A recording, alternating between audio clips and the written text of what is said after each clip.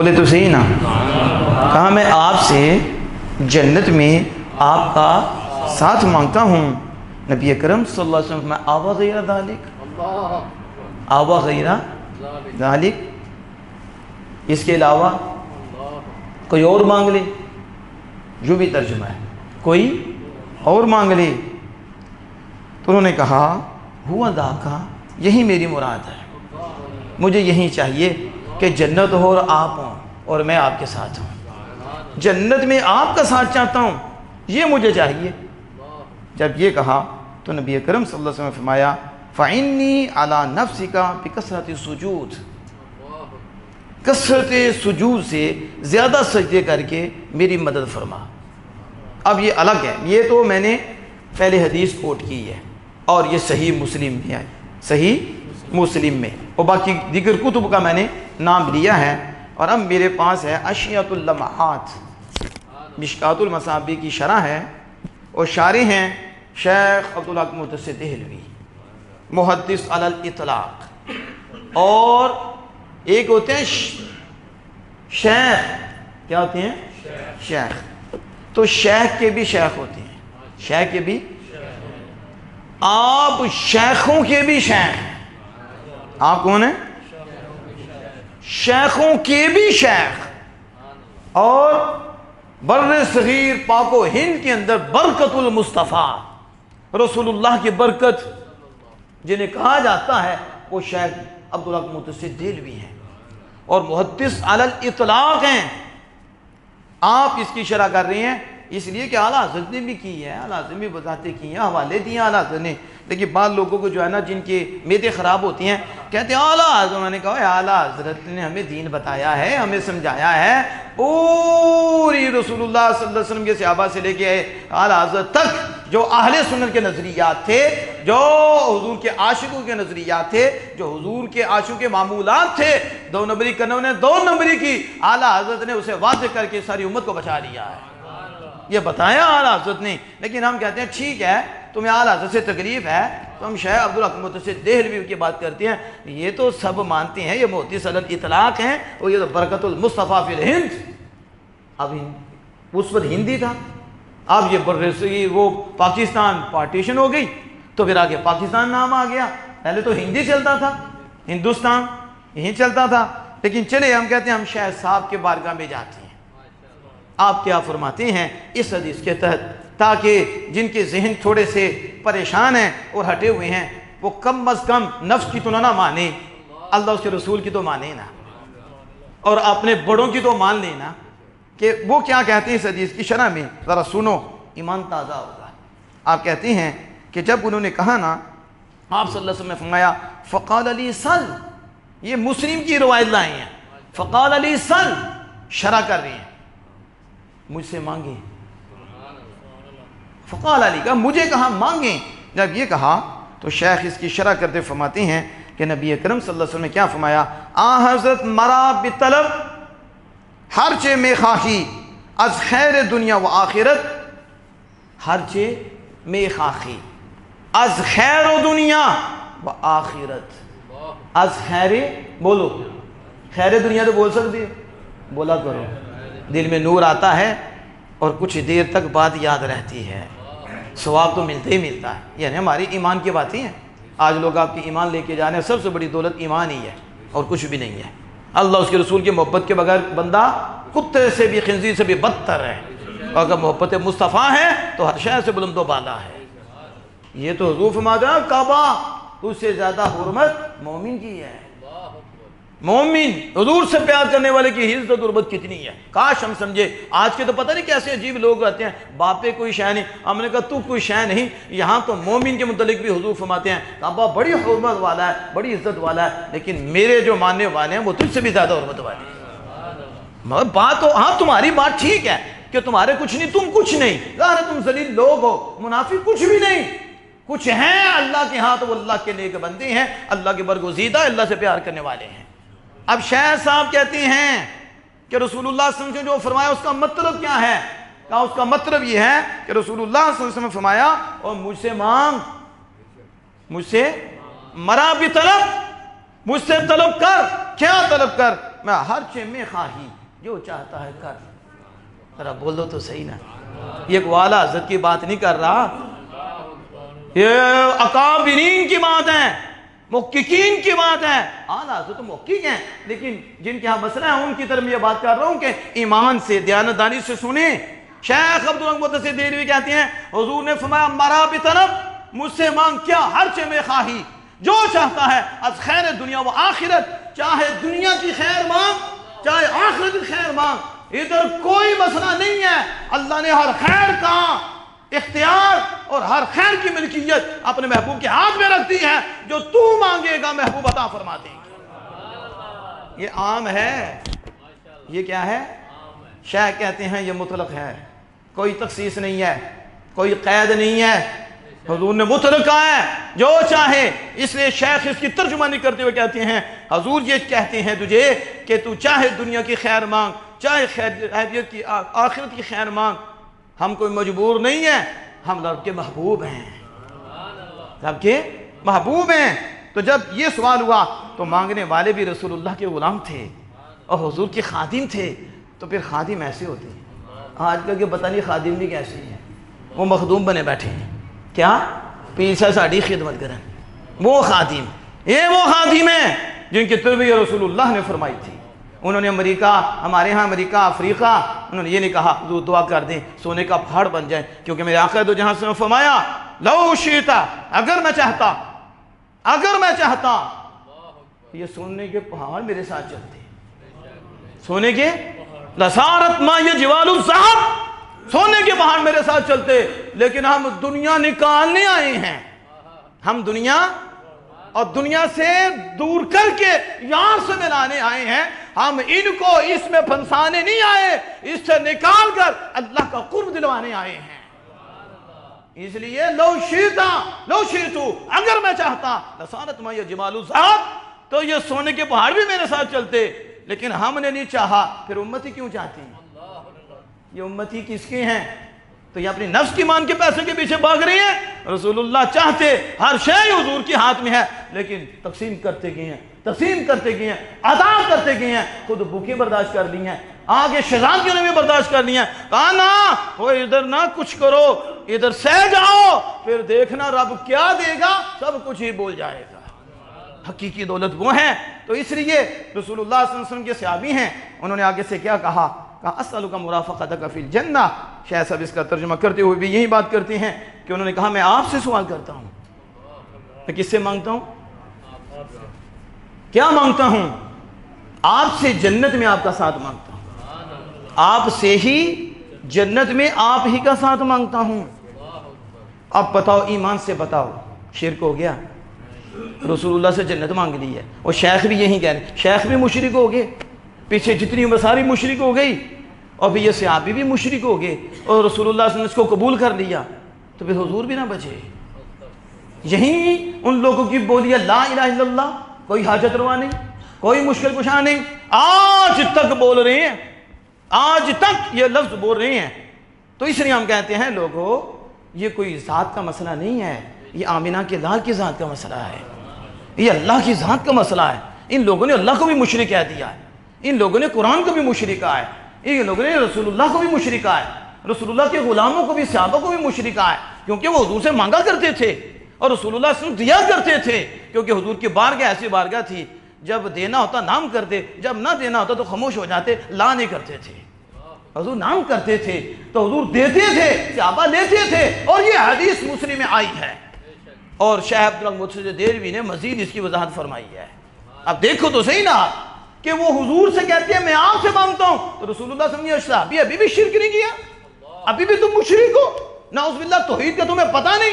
رب سے مانگتی ہیں میں جنت دیتا ہوں, جنت اپنے عمل سے ملے گی, جنت اپنے کردار سے ملے گی. جنت تو ایسے نہیں ملتی کہ ایسے جنت دے دی جائے, ارے کو جنت مل جائے نا, میرے پاس کیا اختیار ہے, میں تو شریعت دینے آیا ہوں, بس بتانے آیا ہوں, میں تو بتا رہا ہوں. اب پتہ نہیں کون مرے گا, کیسے مرے گا, کیسے جائے گا, آگے اس کو سوالات ہیں, جوابات ہیں, پھر جا کر کہیں جنت میں جائے گا. اتنی اونچی بات مجھ سے مانگ لی ہے نا. شیخ کہتے ہیں حضور سے مانگ رہی ہے, اور حضور آگے سے کہہ رہے ہیں اوا خیر ذالک, انکار نہیں فرما رہے, قبول فرما رہے ہیں. ایمان سے بتاؤ, جن کے رضی حضور کچھ نہیں کر سکتے, تو بتاؤ یا وہ مشرک ہیں یا ہم مشرک ہیں؟ بتاؤ اس حدیث کی روح میں بتا دو۔ پہلے تو میں نے قرآن پڑھا کہ حضور بے کس لکھا ہے انہوں نے جن کا نام محمد یا علی ہو وہ کوئی مالک و مختار نہیں ہے، نعوذ باللہ من ذالک، لکھا ہے، اور آج تک اس پہ عمل کر رہی ہیں۔ وہ پر سرے منبر یہ باتیں کرتے ہیں، کچھ بھی نہیں کر سکتے، بے کس بے بس، یہ ان کا بیانیہ ہے۔ اگر مانے تو مشرک ہو جائے گا۔ تو ہم نے کہا پھر قرآن بھی نہیں بچتا، حدیث بھی نہیں بچتی۔ جبریل کو اللہ نے بھیجا تو جبریل کہتے ہیں یہاں ملک غلام زکیہ، مریم پریشان نہ ہو، رب نے مجھے بھیجا ہے تاکہ میں تجھے ستھرا بیٹا دوں۔ تو جبریل داتا بن سکتے ہیں، جبریل بیٹا دے سکتے ہیں، شرک نہیں ہے۔ تمہارے نزدیک شرک ہے کہ تم کہتے ہو کہ اللہ ہی دیتا ہے۔ ہم نے کہا یہ اللہ ہی دیتا ہے، خود آگے یاروں کو ذریعہ بنا دیتا ہے۔ جس نے جبریل کو بنایا ہے حقیقت میں اس نے اپنے محبوب کو بنایا ہے، آگے واسطے اور ذرائع ہیں۔ اب دیکھو یہ حدیث ہے، کتنی واضح حدیث سے باغ ہے، اسألک مرافقتک فی الجنہ، لیکن شیخ اس کی وضاحت بھی بڑی خوبصورت انداز میں کرتے ہیں۔ آپ صلی اللہ علیہ وسلم او غیر ذالک، او غیر ذالک کیا مطلب؟ شیخ فرماتے ہیں حاصل معنی، سمجھتے نا حاصل معنی، یعنی مال کیا ہے اور نتیجہ کیا ہے اس کا، وہ کیا ہے؟ کہتے ہیں آنکھ کی چیزیں دیگر خواہ کہ این مرتبہ کہ تو میں خواہی بس عظیم است۔ رسول اللہ صلی اللہ علیہ وسلم فرمایا مطلب یہ ہے کوئی اور مانگ لے، بڑی اونچی بات مانگی ہے، جنت میں میرا ساتھ، ظاہر اس سے آگے پھر کیا ہے بتاؤ؟ اس سے آگے بھی حضور کے ساتھ سے بھی آگے جنت میں اتنی عظیم نعمت مانگ لی، اتنا بڑا مرتبہ مانگ لیا، اے صحابی تم نے مجھ سے اتنا بڑا۔ تو کہا کہ این مرتبہ کہ تو میں خواہی بس عظیم است، کچھ اور مانگ لے، یہ مرتبہ جو تو چاہ رہا ہے یہ بہت بڑا ہے، یہ بڑا مرتبہ ہے۔ پھر سنو غلام مصطفیٰ کی بات بھی، سنو صحابی کا عقیدہ بھی۔ انہوں نے پتہ کیا کہا؟ انہوں نے آگے سے کہا قلت ہوا ذاکا، قلت ہوا یا رسول اللہ یہی چاہیے، میری مراد یہی ہے، میں یہی بڑا مرتبہ چاہتا ہوں۔ کاش ہم سمجھیں اور دانے لگاتے، نوکرے سے ابا ناروں سے بات نہیں بنتی، نظریے صحابہ کو مانو تو بات بنتی ہے، اس نظریے پہ چلو بات بنتی ہے، اس کردار پہ چلو تو بات بنتی ہے۔ ٹائٹل لگا لیا محب اہل بیت تو ٹائٹل سے بات نہیں بنتی، ان کی سوچ کو بنانے سے، ان کے کردار کو بنانے سے بات بنتی ہے۔ ان کی سوچ تو دیکھو، انہوں نے کہا یہی چاہیے اور آپ سے چاہیے جنت میں مرتبہ۔ یہ جب انہوں نے کہا تو کسی نے کس انداز میں کہا تھا، تجھ کو تجھی سے مانگ کر اچھا لگا منگتا تیرا، جب ہم نے آپ کو مانگ لیا ہے جنت میں، اس سے آگے بھی کوئی ہے؟ یار کے لیے بس یار کافی ہوتا ہے۔ عجیب بات ہے، یار سے بھی غیر مانگتی ہو، وہ کہتے ہو نہیں، جن کی تربیت آمنہ کے لال نے کی ہے اور جو اس مقام پہ پہنچ جاتے ہیں کہتے ہیں یار سے یار ہی مانگتے ہیں، غیر نہیں مانگتے۔ سمجھو، کاش آپ سمجھو اس بات کو کہ یار سے یار مانگتے ہیں، تو جب یار مل گیا تو سب کچھ مل گیا۔ مَلَّهُ الْمَوْلَى فَلَهُ الْكُلُّ، انہوں نے کہا جس کا سب، جس کا رب اس کا سب، جس کا تو جس کے آقا اس کا سارا، رب بھی اس کا۔ تو انہوں نے مانگا، کہا بس آپ کو مانگ لیا نا، اور آپ ہی سے آپ کو ہی مانگا ہے، بس مجھے یہی چاہیے۔ اور شیخ عبدالرحمن دہلوی رحمہ اللہ تعالیٰ اس پہ بات کرتے ہوئے کہ تاکہ کسی کو کوئی شیطان وسوسہ ڈال کر پھر نہ پھیرے، تو آپ نے ادھر لکھا، آپ نے کہا وَإِسْ اطلاق کے سوال کہ فرمودہ سل بخواہ و تخصیص نہ کردہ بمطلوب خاص معلوم مشور کار ہما بدست ہمت و کرامت اوس ہر چے خواہد ہر کرا خواہد بیسن پروردگار خود بدہت فَإِنَّ مِن جُودِكَ الدُّنْيَا وَضَرَّتَهَا وَمِنْ عُلُومِكَ عِلْمَ اللَّوْحِ وَالْقَلَمِ۔ یہ کون لکھ رہے ہیں؟ یہ شیخ عبدالرحمن دہلوی آمد حضور سال کیا مطلب؟ کہا مطلق یہ ہے جو میں بتانا چاہتا ہوں، کیا مطلق؟ حضور نے خاص نہیں فرمایا اے میرے پیارے صحابی زمین کے چیزیں مانگنا اور چنگ مانگنا، یہ نہ مانگنا، وہ نہ مانگنا، میں یہ دے سکتا ہوں، وہ نہیں دے سکتا، وہ دے سکتا ہوں، یہ نہیں دے سکتا، نہیں، حضور نے مطلق رکھا اے صحابی دنیا بھی دے سکتا ہوں، آخرت بھی دے سکتا ہوں، یہ آسمانوں سے اوپر بھی دے سکتا ہوں، نیچے بھی دے سکتا ہوں، بس تو مانگ کیا تو چاہتا ہے، تیری مانگ کیا ہے؟ ہمیں تو رب نے اپنے اذن سے ہر شے دے رکھی ہے، ہم نے کہنا ہے رب کے حکم سے ہو جانا ہے۔ اور آپ کے اذن سے ہو جانا ہے۔ تو شیخ فرماتے ہیں کہ نبی اکرم صلی اللہ علیہ وسلم کا یہ سوال مطلق ہے۔ کیا مطلب؟ اللہ نے ہر شے حضور کے ہاتھ میں رکھی ہے، ہر شے کی بلائی حضور کے ہاتھ میں رکھی ہے، بدست اوس حضور کے ہاتھ میں رکھی ہے۔ وہ جو چاہیں، جس کے لیے چاہیں، اللہ کے اذن سے اسے عطا فرمائیں۔ اذن ربی، اللہ کی عطا سے، اللہ کے ارادے سے، اللہ کے حکم سے، جس کے لیے جو چاہیں اسے عطا فرما دی۔ پھر اس کے اوپر امام محمد بوصیری، امام اجل، آپ کا شعر بھی لاتے ہیں، فَإِنَّ مِن جُودِكَ الدُّنْيَا وَضَرَّتَهَا وَمِنْ عُلُومِكَ عِلْمَ اللَّوْحِ وَالْقَلَمِ۔ امام بوصیری تو وہ ہیں جنہیں بڑے بڑے علماء نے، محدثین نے کوٹ کیا۔ وہ امام بوصیری کو شعر کوٹ کرتے ہوئے کہتے ہیں، اور امام بوصیری کہتے ہیں تم اس میں لڑ رہے ہو، حضور کو یہ نہیں ملا، حضور کو یہ نہیں ملا۔ کہا انہیں کیا پتہ، ہمیں پوچھو آنکھ والے تیرے جوبن کا تماشا دیکھیں، دیدہ کور کو کیا نظر آئے، کیا دیکھیں؟ یہ شبرا چشم، یہ جو ہوتا ہے چمگادڑ جسے صبح نظر نہیں آتا، تو کیا آفتاب نہیں نکلا ہوا؟ آفتاب تو نکلا ہوا ہے۔ اے چمگادڑ، اپنی آنکھ کا علاج کروا، آفتاب تو سامنے ہے۔ آفتاب نبوت اپنی پوری آب و تاب اس کی چمک رہا ہے، دمک رہا ہے، دل چمکا رہا ہے، نواز رہا ہے۔ بس آنکھ بد ہے، کسی حکیم کے پاس بیٹھو کو توجہ کرے، تیری آنکھ روشن ہو، تجھے نظر آئے جو بھی مل رہا ہے صدقہ مصطفیٰ سے مل رہا ہے۔ فَإِنَّ مِن جُودِكَ الدُّنْيَا وَضَرَّتَهَا۔ اور امام بوصیری کہتے ہیں یہ دنیا اور یہ آخرت یہ تو حضور نے دی ہے، یہ حضور کی عطاؤں میں سے دو عطائیں ہیں۔ دو حصے کیا ہیں؟ کہا حضور کا جود و کرم کون جانے، کہا مجھ سے پوچھو تو میں بتاؤں۔ دنیا بھی حضور نے دی ہے، آخرت بھی حضور نے دی ہے، لیکن یہ اینڈ نہیں ہے، یہ آپ کی عطاؤں کے دو حصے ہیں، باقی کون جانے رسول اللہ کی عطا کیا ہے۔ واہ کیا جود و کرم ہے شاہ بطحہ تیرا، واہ کیا جود و کرم ہے شاہ بطحہ تیرا، نہیں سنتا ہی نہیں مانگنے والا تیرا۔ یہ اعلیٰ حضرت ہیں۔ میں تو مالک ہی کہوں گا کہ ہو مالک حبیب، یعنی محبوب اور محب میں نہیں میرا تیرا۔ لا ورب العرش، جس کو جو ملا ان سے ملا، بڑھتی ہے کونین میں نعمت رسول اللہ کی۔